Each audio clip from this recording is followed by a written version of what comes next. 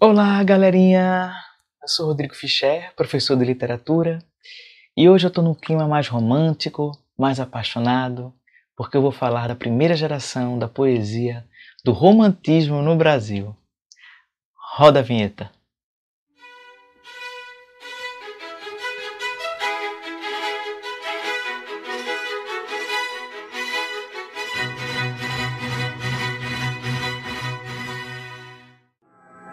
Versão brasileira, Herbert Richards.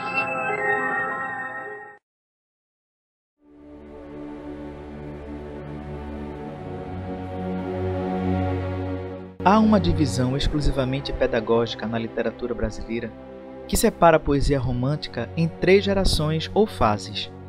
A primeira geração, marcada pela exaltação da natureza, a volta ao passado histórico e a criação do herói nacional na figura do indígena, chamamos indianista ou nacionalista. A segunda geração, impregnada de egocentrismo, negativismo boêmio, desilusão adolescente e tédio constante, cujo tema preferido é a fuga da realidade, que se manifesta na idealização do passado, do amor e na exaltação da morte, chamamos byroniana ou ultrarromântica. A terceira geração, caracterizada pela poesia social e libertária, sobretudo abolicionista, chamamos hugoana ou condoreira. Cada povo tem sua literatura própria, como cada homem seu caráter particular, cada árvore seu fruto específico. Foi com essas palavras que o poeta Gonçalves de Magalhães, no século XIX, conseguiu resumir o espírito que animaria toda uma juventude de poetas da primeira geração do romantismo no Brasil. O romantismo surge no Brasil num momento histórico bem delicado. As diferentes revoltas do período regencial, como a cabanagem, a sabinada, a revolta farroupilha ou a balaiada, fragilizavam a unidade nacional. Por isso, os poetas românticos na época entraram no grupo de escritores e pensadores, artistas e políticos que tentavam construir uma ideia de Brasil mais unida, uma ideia de nação mais unida. Nessa geração, a pátria, caracterizada por sua natureza exuberante e seus primeiros habitantes, os indígenas, são os elementos de destaque. Fortemente influenciada pela recente independência política, em 1822, essa geração de poetas busca uma identidade nacional, só que de maneira idealizada e ufanista, bem ao gosto dos românticos. Cultiva também outros temas caros ao romantismo, como o sentimentalismo e a religiosidade. A intenção desses poetas era contribuir na construção da identidade nacional, que promovesse um sentimento de amor à pátria e, ao mesmo tempo, se afastasse de qualquer influência de Portugal, quer seja na literatura, quer seja nos costumes. Um outro aspecto relevante da primeira geração dos poetas românticos é que, inspirados pela definição de bom selvagem feita por Jean-Jacques Rousseau, projetaram no índio o espírito do homem livre e incorruptível. Tratava-se de uma imagem literária completamente idealizada, bem diferente da realidade histórica dos indígenas brasileiros. O interesse do poeta romântico era usar a figura do indígena como um veículo ideal para apresentar ao público leitor princípios e valores pré-definidos. Na Europa, os escritores e poetas fizeram isso com o cavaleiro medieval. Só que o cavaleiro medieval e o índio e o indígena brasileiro são figuras completamente diferentes. O cavaleiro medieval carrega os princípios, mesmo que seja na Idade Média, mesmo que ele seja um sujeito da Idade Média, ele carrega os princípios judaico-cristãos que vão aí nortear a identidade do sujeito europeu. E nós não. O indígena está longe desse perfil.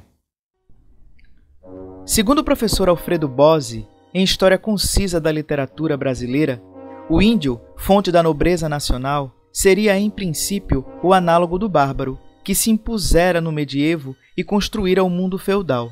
Talvez, para o poeta romântico, o índio fosse esse sujeito que partiu de um tempo da inocência para um progresso civilizatório, muitas vezes contraditório.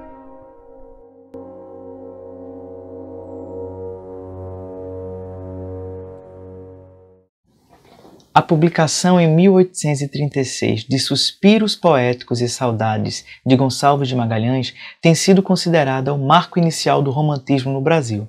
Nela, o autor fluminense, no prefácio, lança as bases do que seria essa primeira geração da poesia romântica, marcada aí por uma nacionalidade, por um nacionalismo exagerado, pelo sentimentalismo comum a toda a poesia romântica e uma religiosidade profundamente presente. Bom, dizem as más línguas da literatura que a importância desse livro é mais por ser o que inicia, o pontapé inicial, e pelo seu prefácio, que eu coloco um pedacinho agora para a gente ler. Antes de lermos o trecho do prefácio de Suspiros Poéticos e Saudades de Gonçalves de Magalhães, destacado em amarelo, atentem para alguns aspectos do romantismo presentes nesse trecho, como a volta ao passado glorioso, a natureza exuberante, o sentimentalismo exagerado, o gótico e a religiosidade.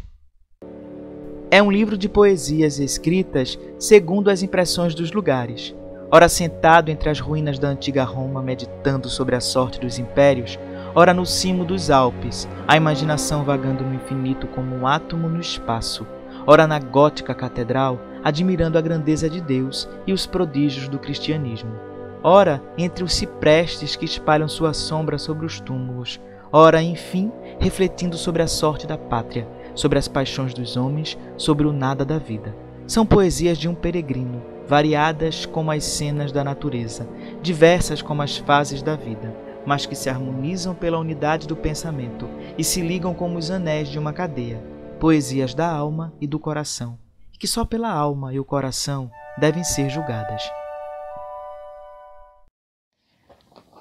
Além de Suspiros Poéticos e Saudades, Gonçalves de Magalhães também é lembrado por ter participado da criação e do lançamento de uma revista chamada Niterói, também em 1836, junto com o poeta gaúcho Manuel de Araújo Porto Alegre. Essa revista ela tinha um caráter meio filosófico, científico e literário, e tinha um lema bem inspirador: tudo pelo e para o Brasil, bem condizente com o caráter nacionalista do romantismo, não é? Domingos José Gonçalves de Magalhães nasceu no Rio de Janeiro em 1811. Formado em medicina, viaja por vários países da Europa, onde assimila traços do romantismo patriótico e medievista de Chateaubriand, Lamartine e Manzoni. Por volta de 1830, vai a Paris e começa a escrever na revista Niterói. Em 1836, publica o livro de poemas Suspiros Poéticos e Saudades. Sua obra mais trabalhosa, porém, A Confederação dos Tamoios, publicada em 1856, recebeu fortes críticas, principalmente de José de Alencar. Quase no fim da vida, em 1876, recebe o título de Visconde de Araguaia. Morreu em Roma em 1882.